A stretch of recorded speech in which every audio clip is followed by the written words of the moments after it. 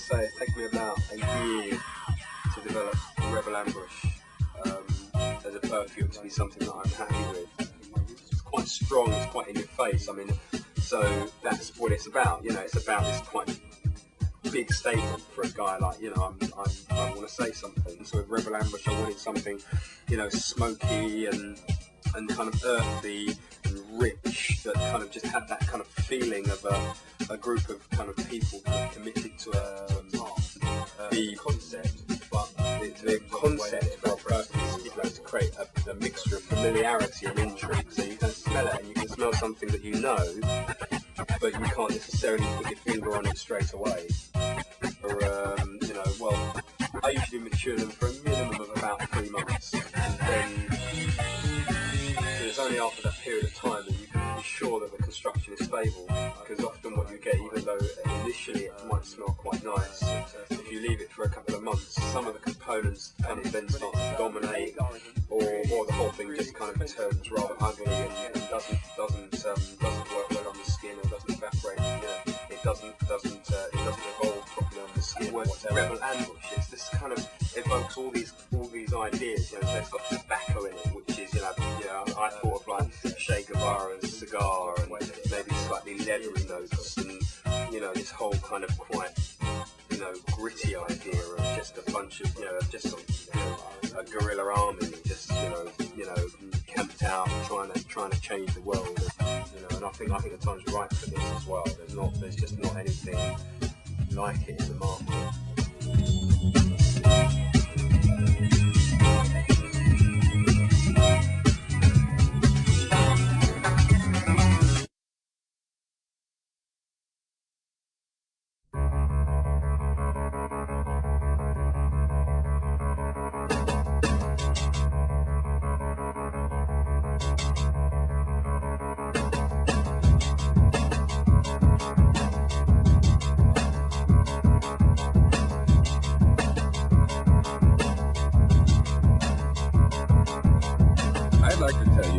Strangest secret in the world. We live today in a golden age. This is an era that man has looked forward, dreamed of, and worked toward for thousands of years. But since it's here, we pretty well take it for granted. Men simply don't think. And it's about this that I want to talk with you. Let's take 100 men who start even at the age of 25. Do you have any idea what will happen to those men by the time they're 65? These 100 men who all start even at the age of 25 believe they're going to be successful. If you ask any one of these men if he wanted to be a success, he'd tell you that he did. And you noticed that he was eager toward life, that there was a certain sparkle to his eye and erectness to his carriage, and life seemed like a pretty interesting adventure to him. But by the time they're 65, one will be rich. Four will be financially independent. Five will still be working. 54 will be broke.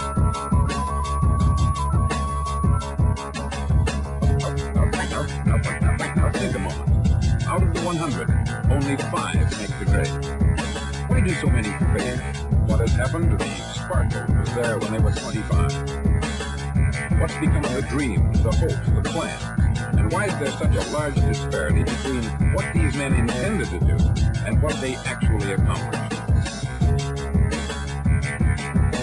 When we say about 5% achieve success, we have to define success.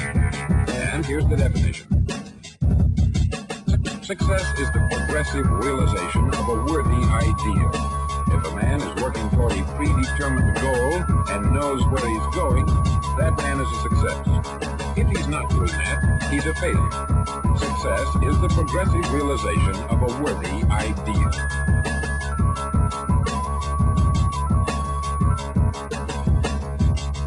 The opposite of courage in our society is not cowardice, it is conformity.